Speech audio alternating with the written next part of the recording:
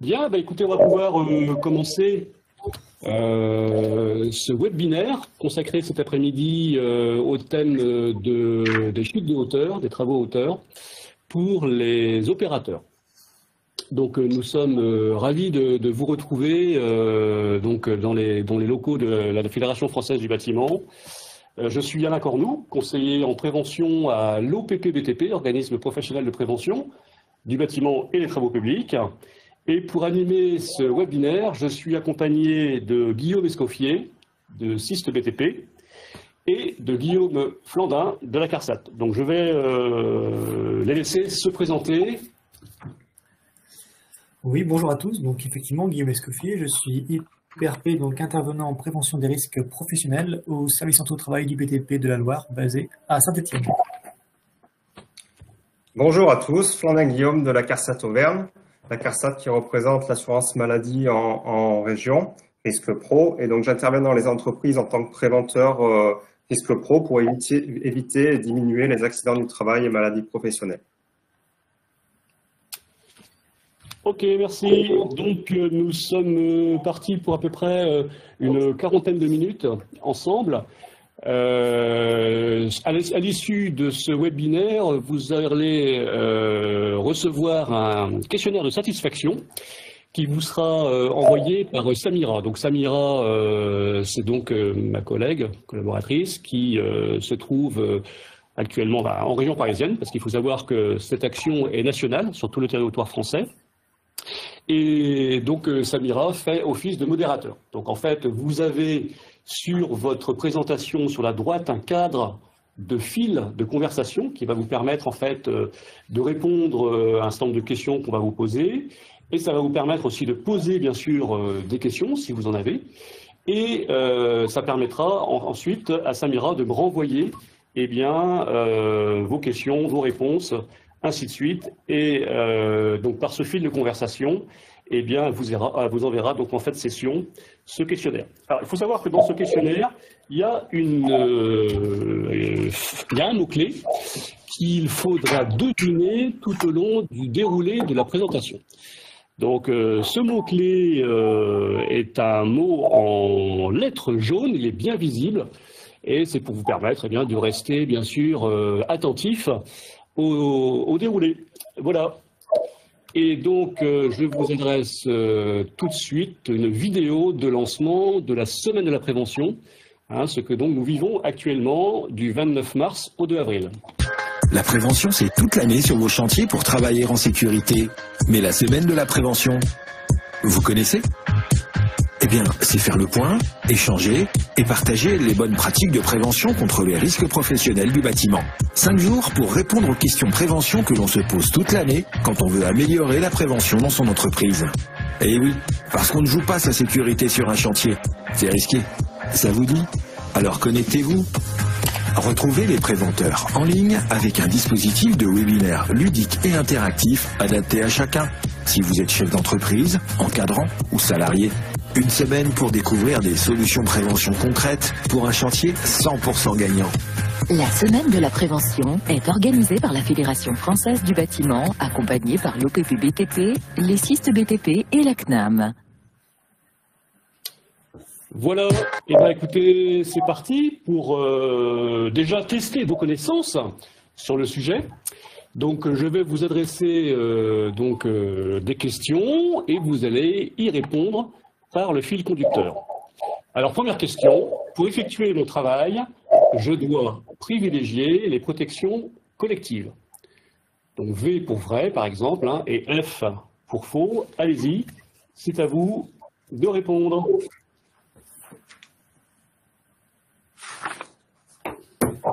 Alors on va attendre quelques secondes, le temps que Samira donc compile toutes les réponses. Ce que vous pouvez voir sur cette diapositive, par exemple, eh bien c'est un dessin bien connu de ceux qui ont pu suivre la campagne Travaux en hauteur, une campagne qui a déjà commencé en 2014. Donc à l'époque, en collaboration avec OPP CARSAT pour faire des diagnostics dans les entreprises.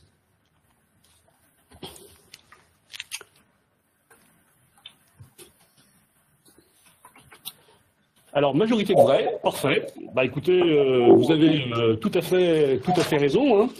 Hein, c'est ce qu'on appelle d'ailleurs, un petit peu dans notre jargon réglementaire, dans les principes généraux de la prévention, il y en a 9, et c'est le 8e principe général de prévention, c'est de privilégier les protections collectives aux protections individuelles. On aura l'occasion de revenir sur le sujet tout au long de ces 40 minutes. Question numéro 2. Où se situent les risques de chute de hauteur dans le bâtiment? 1. À partir d'une position de travail située depuis le premier étage. 2. Aux abords d'une tranchée. 3. En situation de travail sur un échafaudage encombré. Allez-y, c'est à vous.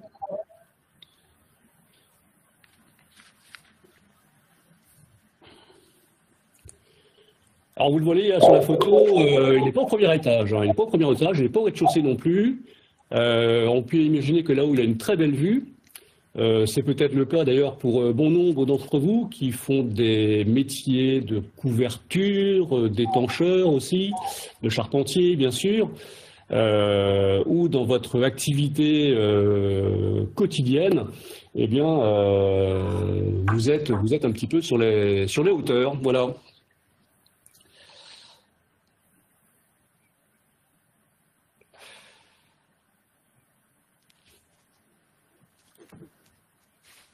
Alors, ça nous donne quoi? Ah bah écoutez, vous êtes au top, hein. Vous êtes au top, hein.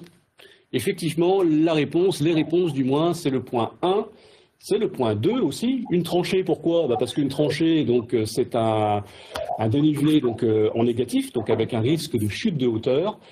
Et le point 3, effectivement, sur un échafaudage encombré, on ne sera pas forcément bien en sécurité. Donc c'est la définition des travaux hauteur, hein, c'est la définition des risques liés aux travaux hauteur, c'est à partir du moment où on est sur un dénivelé. Lorsqu'on va trébucher, lorsqu'on va glisser, lorsqu'on va ainsi de suite, ce sera de la chute de plein pied. Question numéro 3, c'est parti. Quels sont les avantages communs aux équipements suivants? Échafaudage fixe ou roulant, PEMP, PIRL. 1. La hauteur quasi illimitée.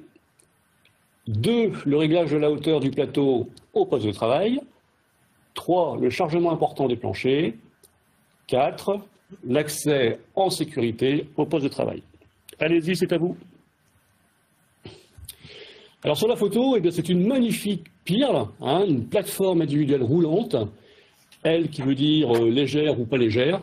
On va revenir hein, sur ces équipements, hein, quels sont ces PIRL. PEMP qui veut dire eh bien, plateforme élévatrice, monde personnel. On va revenir aussi bien sûr sur ces équipements. Alors réponse 1, réponse 2, réponse 3, réponse 4.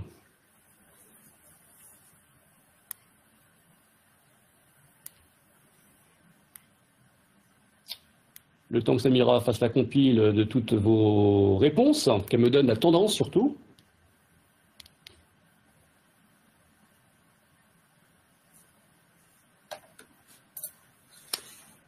Alors, 2 et 4. Eh ben, écoutez, là, nous avons un public au top, hein, concernant donc effectivement ces réponses. Hein. Réponse numéro 2, le réglage à la hauteur du plateau au poste de travail, vrai. Puisqu'on va pouvoir justement régler en fait par rapport à l'accès, par rapport à là où on doit aller. Et pour ce qui est du 4e point, l'accès en sécurité au poste de travail est effectif sur l'ensemble des équipements précités, puisque sécurisés à partir de ces dispositifs d'accès, que ce soit des échelles intégrées à vos échafaudages, que ce soit par les trappes d'accès rabattables, que ce soit bien sûr par des garde-corps. Et bien, tout ça fait que c'est du matériel qui est conforme à la réglementation. Voilà, je suis déjà trop bavard, je vais laisser Guillaume Bussiste sur la diapositive suivante. C'est à vous, Guillaume. Merci. Donc effectivement, maintenant, quelques points importants à connaître sur les chutes de hauteur. Déjà, comme vous devez sans doute le savoir, les chutes de hauteur, c'est l'un des risques majeurs dans le BTP et sur les chantiers en général. Si on regarde les chiffres sur 2019, on a eu 33 accidents mortels liés aux chutes de hauteur, donc 33 salariés qui sont partis sur le chantier le matin et qui ne sont pas rentrés le soir. Donc c'est tout sauf anodin. Quand on parle de chute de hauteur, on pense majoritairement aux couvreurs, aux charpentiers qui vont travailler sur toiture, donc à 2-3 mètres du sol. Mais en fait, dans le BTP, potentiellement tous les corps de métier vont être concernés par ce risque-là. On a un électricien qui va intervenir sur un plafonnier pour changer une ampoule, il est concerné. On a un maçon qui intervient sur une façade, va aussi être concerné. Un plombier qui intervient dans un bâtiment en construction qui a plusieurs niveaux peut aussi être concerné. Donc potentiellement tous les métiers du BTP sont concernés par ce risque-là. Il faut également savoir qu'au niveau des chutes de hauteur, pas la peine d'être à 2, 3 ou 10 mètres du sol pour être concerné. On est sur un marchepied, quelques centimètres, on glisse, on chute, on se blesse. Donc les chutes de hauteur, ça va être un risque qui peut être majeur, voire mortel. Ça va être un risque qui va toucher potentiellement tous les acteurs du BTP. C'est pour ça que depuis quelques années, il y a un gros focus qui est fait sur ce risque-là. On peut passer à la diapositive suivante.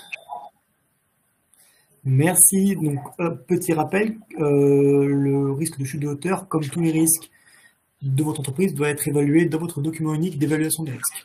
Pour rappel, un document unique, qu'est-ce que c'est? C'est un document qui va lister tous les risques de l'entreprise, les évaluer et les hiérarchiser.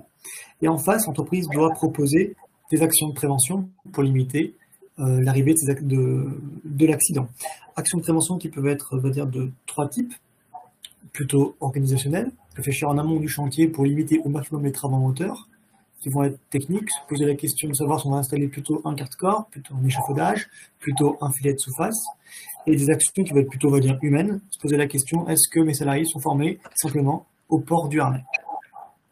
Voilà, donc ces actions doivent être appliquées par les salariés, mais pour qu'ils puissent l'appliquer, il faut qu'ils soient au courant de toute l'action en place. Donc, il faut vraiment qu'il y ait une communication entre la direction, l'encadrement et les salariés, et plus qu'une explication, vraiment un accompagnement sur la mise en place et l'utilité de ces moyens de protection. On peut passer à la diapo suivante. Je vous remercie. Donc, très rapidement, j'y reviendrai un petit peu tout à l'heure.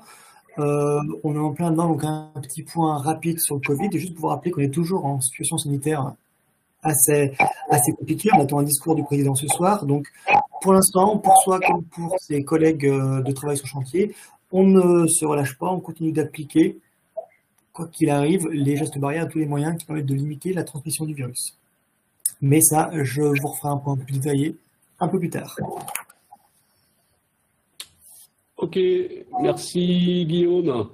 J'ai cru qu'on avait perdu Guillaume de la CARSAT, mais non, ça va, il est revenu. Je suis revenu, un petit dysfonctionnement, je ne voyais pas la présentation.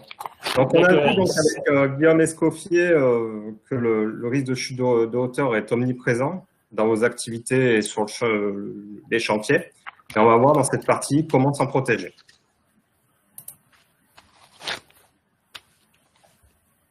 Donc là, on a une illustration d'une situation qui est assez cocasse, hein, on va dire.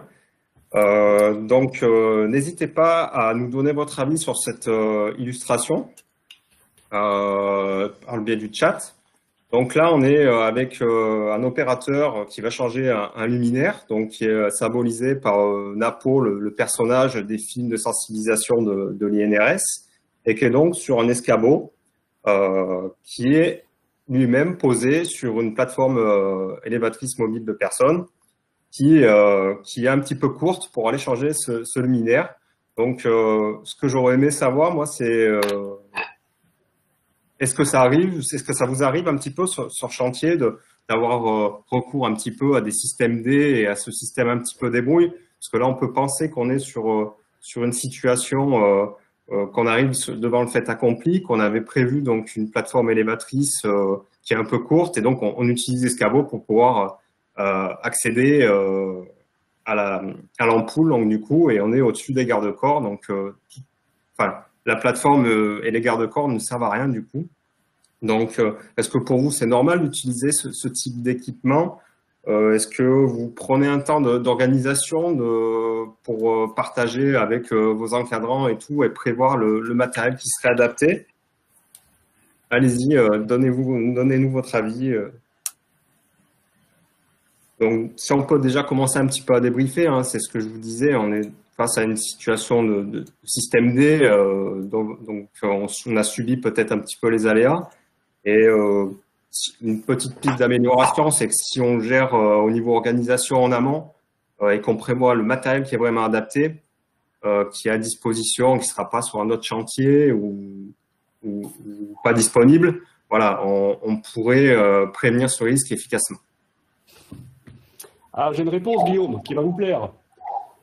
Alors, un participant nous dit qu'il n'a pas le droit d'être sur un escabeau. Très bien, tout à fait. On le verra tout à l'heure, mais c'est une très bonne réponse. Ouais. Bon, en plus, l'escabeau sur la nacelle, du coup, double effet qui se coule, hein. Donc là, ça marche pas, ça, on est d'accord. On est d'accord. Donc, c'est la diapo suivante. Pardon? Diapo suivante? Diapo suivante. D'accord. Oh, on dirait qu'il y a un petit message qu'il faudrait noter, qu'il faudrait mettre de côté sur cette diapo. Allez-y. Exact. Donc, on vous parle de chute de hauteur depuis le début de ce webinaire. On va passer un petit film pour resituer un petit peu le contexte. C'est parti.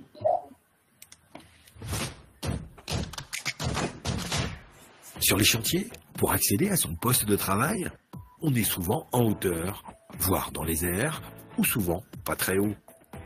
Alors, pour bien gérer le risque, il faut d'abord identifier les situations de travail en hauteur. Et cela arrive souvent.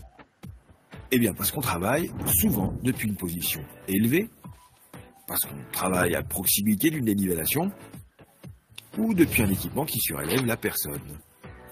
Alors, si c'est le cas, on travaille en restant protégé, on travaille en hauteur depuis un équipement adapté, et puis on vérifie son matériel, et bien entendu, on respecte les consignes de sécurité. Avec tout ça, pas de souci.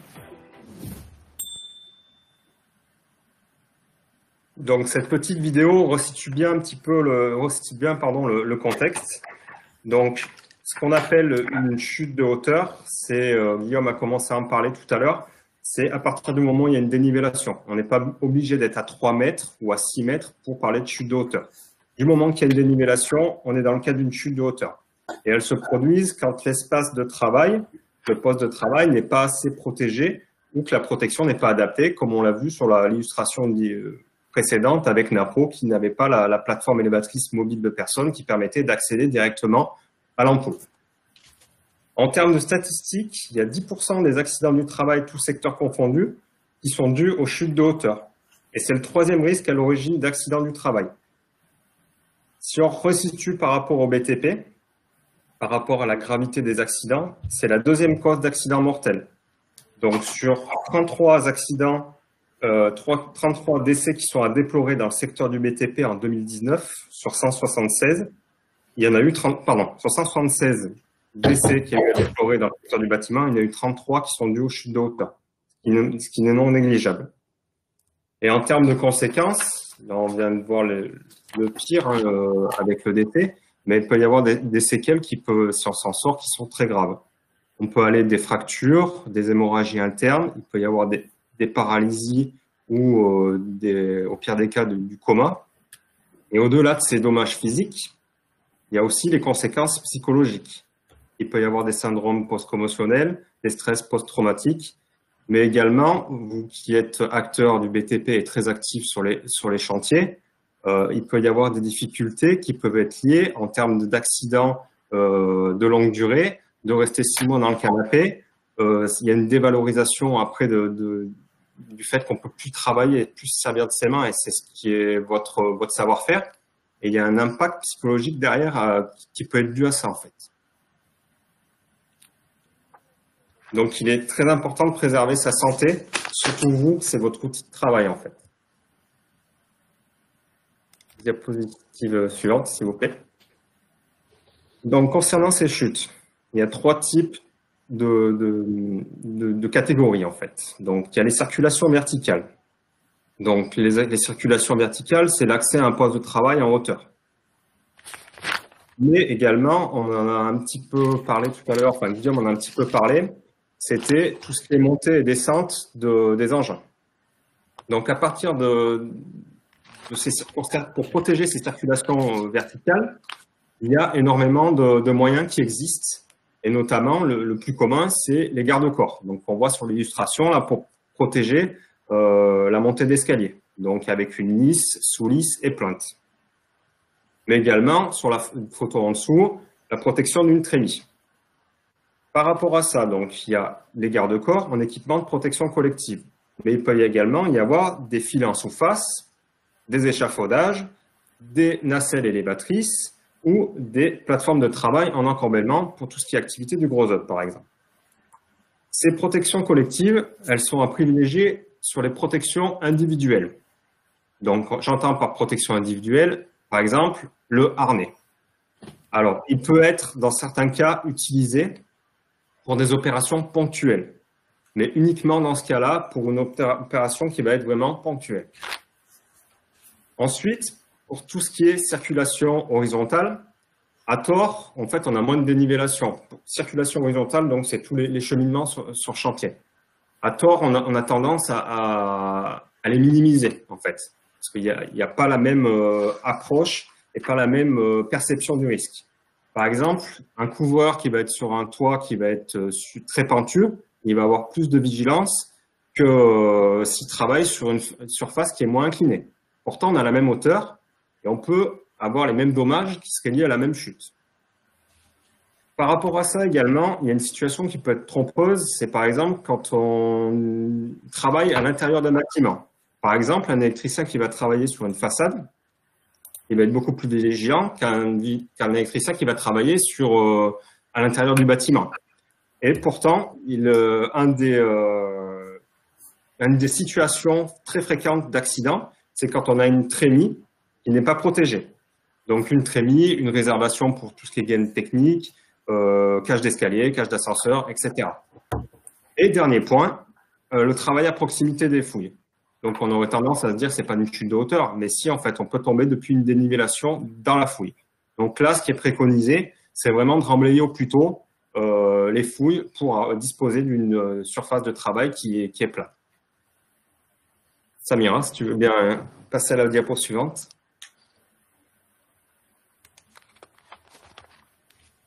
Merci. Donc, votre entreprise vous met à disposition donc, des moyens de protection qui sont adaptés et des modes opératoires.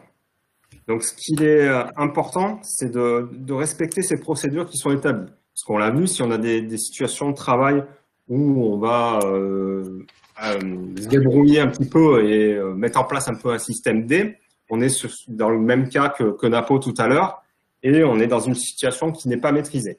S'il y a un dysfonctionnement, il faut en faire part justement à sa hiérarchie et son encadrement et gérer le problème ensemble.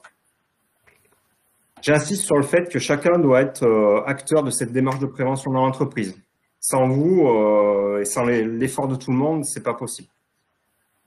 Ce qu'il est important de retenir également, c'est qu'en fonction des chantiers à réaliser, de l'environnement, de l'évolution des produits, des matériaux qui vont être employés, on peut mettre des actions de prévention qui seraient adaptées à ça. Et Alain va nous parler justement de ces actions de prévention qu'on peut mettre en œuvre. Donc, je laisse la parole à Alain de l'OPP-BTP. Ok, merci Guillaume. Bah, effectivement, d'ailleurs, c'est une remarque d'un de nos participants qui fait remonter l'observation suivante, car malheureusement, bien trop souvent, il faut prévoir le matériel adapté en amont de l'opération, c'est-à-dire que bien trop souvent, vous vous trouvez dans des situations où, qu'est-ce qui se passe? Les opérateurs, les chefs de chantier sur le chantier, eh bien, ils se débrouillent, ils font comme ils peuvent, parce qu'en amont, l'encadrement n'a pas prévu ce qu'il fallait, d'abord ce qu'il fallait nécessaire et ce qu'il fallait suffisamment tôt aussi. Donc ça, c'est des choses récurrentes qu'on entend malheureusement encore aujourd'hui, en 2021, sur nos chantiers. Alors, on va parler un petit peu des moyens de protection qui sont mis à votre disposition, à la disposition aussi de votre encadrement pour travailler correctement. Donc, on va parler de l'aménagement des lieux et postes de travail, on va parler des moyens techniques, des moyens de protection collective, des équipements de protection individuelle. Alors, par exemple, les moyens techniques, petit message là une fois de plus, les aménagements des lieux et postes de travail. Effectivement, si déjà vous êtes sur un chantier où il n'y a pas d'ordre, où il n'y a pas, où vous subissez les bouts de tuyaux qui traînent du corps de métier qui met en œuvre les bouts de tuyaux, si ce sont des gravats, s'il n'y a pas effectivement, c'est des dénivelés, s'il y a des fouilles, comme le disait Guillaume, des fouilles, par exemple, au droit des entrées, eh bien, effectivement, ce sont toutes ces situations qui sont des situations dangereuses. Alors, ça peut paraître des situations anodines, mais en fait, l'accumulation de situations anodines va créer des situations qui peuvent être dangereuses et qui peuvent être, bien sûr, accidentogènes. Donc, tout d'abord, un plan de travail, un poste de travail qui soit ordonné. Ensuite, les moyens techniques. Eh ben, les moyens techniques, si on prend par exemple le cas des échafaudages, en ce qui concerne les moyens techniques, eh ben, il faut effectivement que ce soit des échafaudages de pied, par exemple. On va revenir après sur d'autres équipements, mais des échafaudages de pied qui soient complets, avec la lisse, la sous-lisse, la plainte.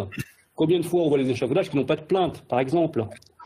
Ça va être aussi avec des accès à l'échelle, et non pas des accès par l'extérieur avec une échelle, mais par l'intérieur avec des planchers à trappe.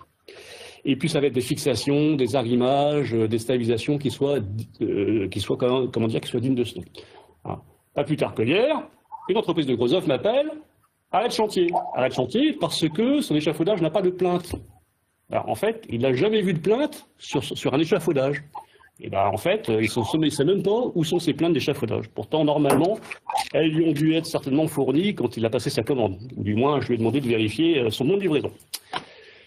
Ensuite, moyens de protection collective. Donc, on va avoir, bien sûr, on en a parlé, dispositif d'élévation de personnel, plateforme élévatrice mobile de personnes, plateforme individuelle roulante. Si on prend le cas des nacelles élévatrices, hein, rappelez-vous que ces nacelles, bien sûr, doivent contenir 4 documents. Hein, vous devez avoir la notice d'utilisation, vous devez avoir l'attestation de conformité, vous devez avoir le rapport de vérification, et vous devez avoir le carnet ou la copie du carnet d'entretien. Ces 4 documents doivent être normalement dans le boîtier prévu à cet effet, d'ailleurs, on doute toujours à vouloir retirer le petit plomb, le petit linguet de sécurité. Vous devez, quand vous utilisez une nacelle, eh bien, vérifier que ces 4 documents sont fournis avec le matériel, si c'est du matériel d'occasion, ou par votre entreprise, c'est pareil, ça doit être aussi dans la nacelle. Pour ces nacelles, il faut bien sûr aussi avoir la formation pour l'utilisation des nacelles.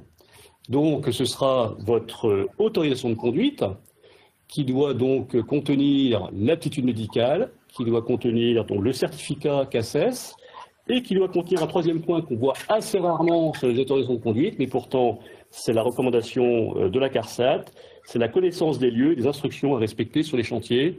Alors, il ne s'agit pas de faire effectivement une autorisation de conduite à chaque chantier. Mais il s'agit de bien mentionner qu'on utilise la nacelle qu'à partir du moment où on a bien reçu les consignes de sécurité. Les plateformes individuelles roulantes, ce sont ces équipements, on en convient, où les constructeurs mettent beaucoup d'efforts pour essayer d'avoir du matériel plus léger, plus facile à utiliser, où on ne puisse pas se coincer les doigts, parce que là aussi, en termes de contre-arguments, eh bien, il y en a un paquet, sauf que pensez toujours que l'argument premier, c'est la sécurité, c'est de disposer d'une plateforme de travail. N'oubliez pas que vous serez beaucoup plus à l'aise quand vous avez des pieds sur un plancher, sur un plan de travail, que quand vous êtes sur des échelons où il faut toujours, en fait, rechercher l'équilibre. À la fin de la journée, ça peut se ressentir. Des passerelles, on en a parlé, pour tout ce qui est franchissement de tranchées, que ce soit pour accéder aussi dans un chantier tel qu'un pavillon. Combien de fois on voit encore des bastings qui franchissent les fouilles? Ce n'est pas concevable. On doit avoir des passerelles. Il y a 15 ans, mon premier accident dans ma vie au Pépien, c'était un maçon qui, avec sa brouette, avait confectionné donc ce genre de passerelle et le bastin, bien sûr, au niveau d'un nœud, avait cassé. Et le maçon était tombé dans le trou. Voilà. Bon, heureusement, sans gravité.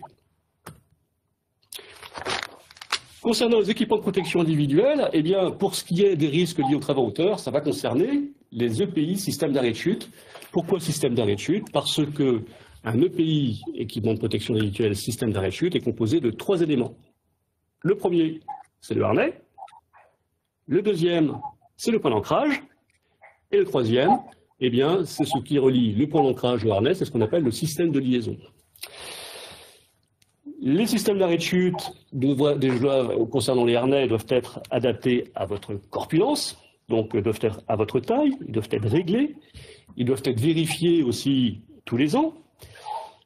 Un point d'ancrage doit être défini en amont par la personne compétente, ça peut être votre encadrement par exemple, et à savoir que le système d'arrêt de chute doit limiter la chute de 1 mètre. Alors, là aussi, combien de fois on voit des gens avec leur harnais et puis la longe qui fait des nœuds et ainsi de suite sur le toit. Donc forcément, ça va pas retenir le bonhomme. Formation obligatoire, travailler seul, interdit.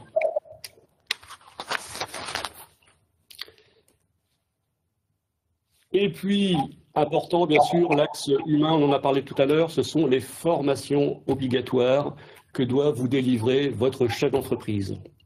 Qu'est-ce qu'on retrouve comme formation obligatoire? Donc tout ce qui porte justement sur le harnais, on vient d'en parler.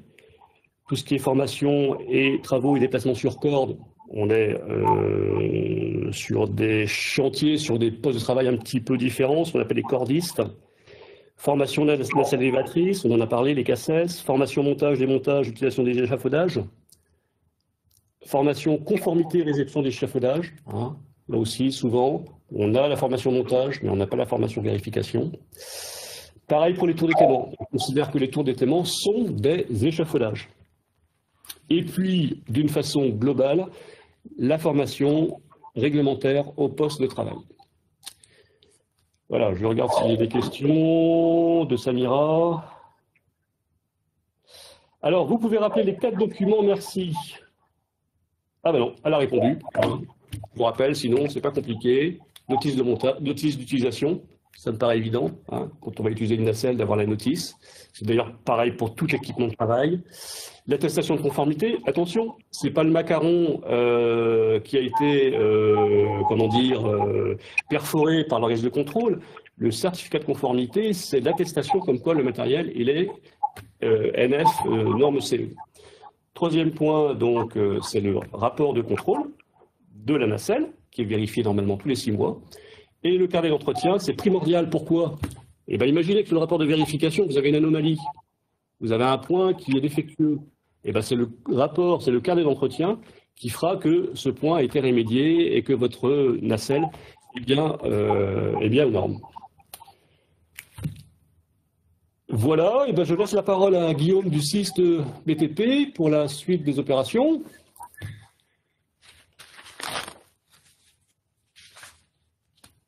Excusez-moi. Voilà, effectivement. Je vais couper le micro. Effectivement, donc un petit point assez rapide sur le Covid. J'avais déjà commencé à en parler un peu tout à l'heure. Voilà, on est toujours en pleine pandémie, donc quoi qu'il arrive sur le chantier, il faut continuer à appliquer tous les gestes barrières, toutes les mesures de protection possibles.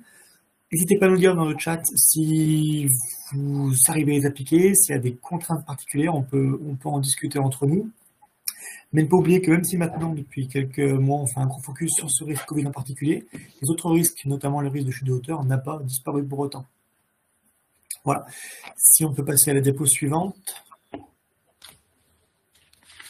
Merci. Donc, pour rappel, très rapidement, les moyens de protection à disposition. Donc, c'est bien sûr le respect des distances de sécurité qui sont, il me semble, de 2 mètres maintenant. Lavage très fréquent des mains à l'eau et au savon, donc en début de journée, toutes les 2 heures environ, dès qu'on a contact avec un autre salarié, avec un outil qui a été partagé par d'autres salariés. Avant de boire, manger ou fumer, ça c'est les règles d'hygiène basiques. S'essuyer les mains avec un essuie-main jetable. Et si on n'a pas d'eau de savon, on va prendre un gel hydroalcoolique. Mais souvent, l'eau et le savon, c'est préférable pour se laver les mains. Également le port d'un masque, obligatoire pour l'instant. Et conseil d'hygiène classique, on ne se touche pas le visage tant qu'on n'a pas les mains propres. Donc voilà, pour l'instant, les consignes sont toujours les mêmes. Elles sont peut-être amenées à évoluer, mais sur les chantiers, il faut continuer à les appliquer pour que les chantiers puissent continuer à avancer. S'il y a des questions là, sur les moyens de prévention, sur les gestes barrières, n'hésitez pas, on peut bien sûr en discuter. Ok, merci Guillaume. Une question que me remonte Samira. Est-ce que pour les échafaudages roulants, il faut une formation? Guillaume de la CARSAT. Oui, exactement. Oui. Il y a une formation spécifique, c'est selon 2 recommandations. Donc, échafaudage de pied, c'est la recommandation CNAM, la R408. Et échafaudage roulant, c'est la R457. Donc, c'est une formation spécifique au montage, démontage, utilisation des échafaudages roulants. D'ailleurs, on peut rappeler à ce sujet que les échafaudages roulants peuvent paraître plus simples et pourtant ils sont plus accidentogènes que les échafaudages de pied parce qu'on a tendance à ne pas les monter intégralement. On a tendance aussi à faire des choses que je ne devrais pas dire, mais bon, vous avez certainement déjà vu des gens sur un échafaudage roulant avec le collègue qui pousse l'échafaudage, donc ça c'est strictement interdit, parce qu'en plus, imaginez une dépression dans le sol, imaginez une petite marche, et c'est la catastrophe. Là aussi, c'est du vécu. Tout à fait, je confirme. Bon, ben, on va voir maintenant qu'est-ce que vous avez retenu, si vous étiez en mode sommeil pendant l'heure de sieste ou si vous aviez été attentif. Donc, je compte sur vous pour bien répondre à ces questions. Donc, il y a 4 questions. Donc, pour la question numéro 1, pour chacune des affirmations suivantes, vous répondez donc par vrai ou par faux.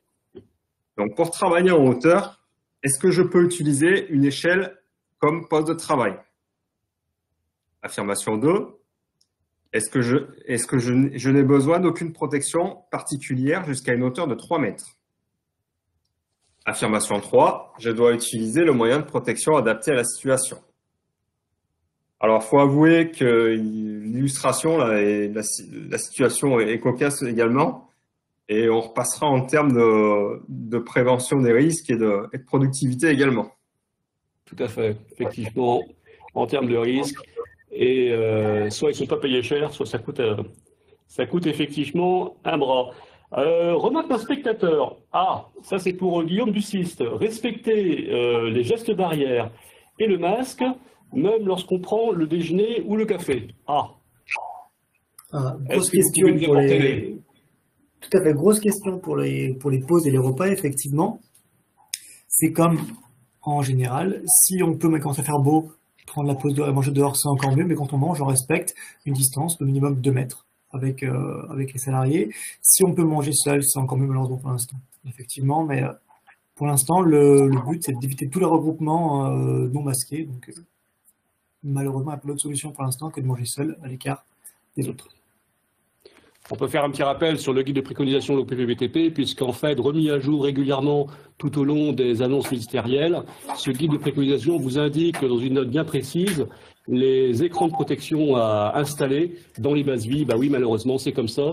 Ce sont donc des écrans plexiglas devant et sur le côté, à partir du moment où on va manger à plusieurs dans une base vie. Et rappelez-vous, c'est quand même l'endroit où les gens se contaminent plus, c'est justement le temps du repas. Et pensez du coup à bien aussi aérer les bases vies si vous mangez ensemble, une fois le repas fini, pour éviter de passer trop d'air. Eh bien, pour revenir à notre question numéro 1, c'est la réponse 3 qui prend le dessus. Qu'en pensez-vous, Guillaume? Très bien, oui. Donc pour l'affirmation 1, évidemment, c'est faux. Hein. On ne peut pas utiliser une échelle comme poste de travail. Alain en a parlé tout à l'heure.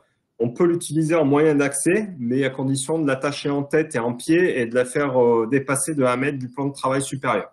Mais c'est vraiment quand on ne peut rien mettre d'autre et si on peut privilégier des escaliers, c'est quand même mieux. Pour l'affirmation 2, évidemment, on n'est pas obligé de se protéger qu'à partir d'une hauteur de 3 mètres. À partir du moment où il y a dénivellation, c'est ce qu'on a dit tout à l'heure, il peut y avoir risque de chute de hauteur.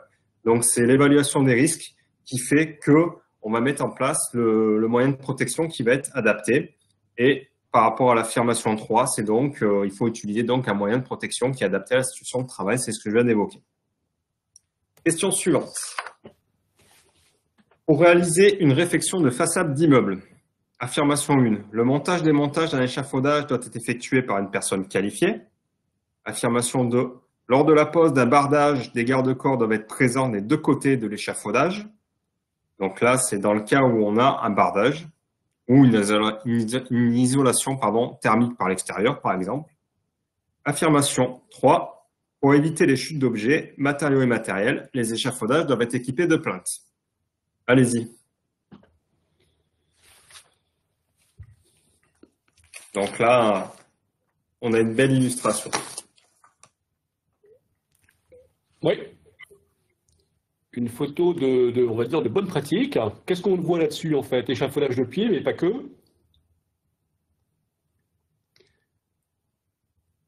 On a ce qu'on appelle aussi la plateforme sur mât, communément appelée HEC, parce que HEC, H-E-K, fait partie des gros constructeurs.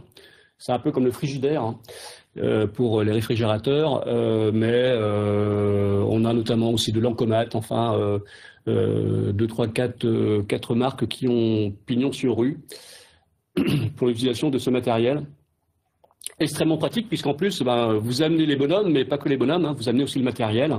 Donc, en plus, on va réduire le facteur pénibilité. Et donc, le nombre de manutentions manuelles également, oui. Très bien. Bon, on va faire la petite correction pendant que... Eh bien, écoutez, nous avons la 1, nous avons la 2 et la 3. Parfait. Vous êtes au top. Voilà, Toutes tout à les fait. personnes donc, doivent être, c'est ce qu'on a dit tout à l'heure, hein, toutes les personnes doivent avoir eu une formation pour le montage, démontage, utilisation des échafaudages de pied, mais également en roulant. Donc la recommandation R408 pour échafaudage de pied et 457 pour les échafaudages roulants. Par rapport à un déport qu'il pourrait y avoir de l'échafaudage par rapport à la façade, pour la pose d'une isolation thermique par l'extérieur ou d'un bardage, à partir du moment où on a 20 cm de jour entre la façade et l'échafaudage, il faut mettre des garde-corps intérieurs, puisqu'on peut également tomber depuis l'intérieur. Et pour éviter les chutes d'objets, bien évidemment, on met les plates. Question suivante. Pour travailler en hauteur, la médecine du travail doit-elle donner un avis d'aptitude favorable? Est-ce que c'est vrai ou est-ce que c'est faux?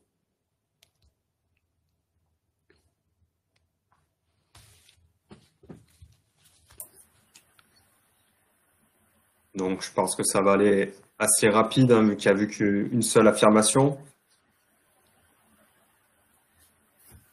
Donc, si on peut commenter, hein, le médecin du travail, il a un rôle de conseil auprès de l'employeur, hein, dans la mise en place des actions de prévention.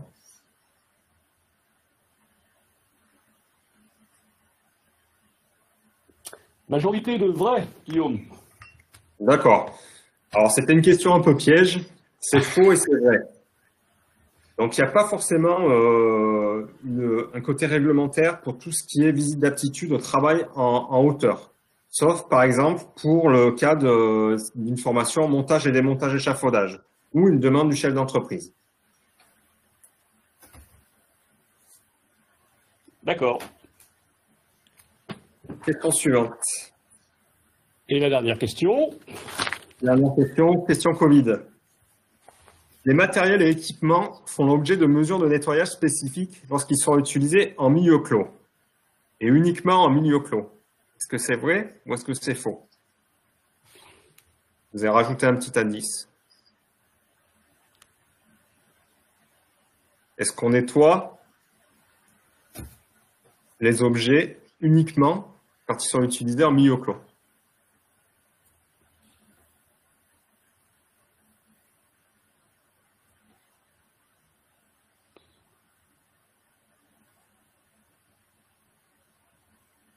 Alors, la réponse ne devrait pas tarder à tomber.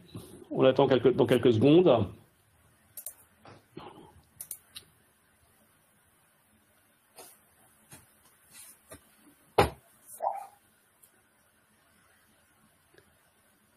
Alors, c'est une majorité de faux.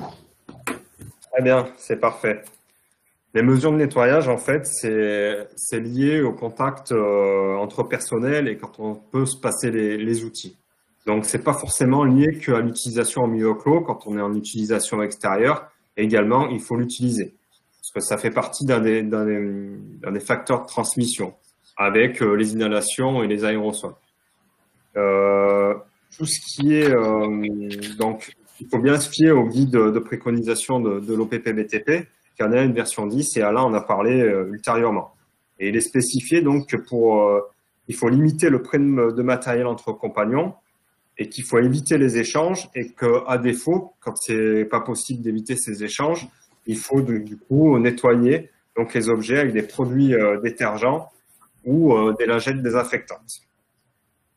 Et donc, pour les chantiers d'extérieur, bien vérifier que les modes opératoires, quand c'est techniquement possible, prévoient une distance d'au moins 2 mètres également. Donc, bon, vous avez fait de très bonnes réponses. Le questionnaire en est maintenant fini.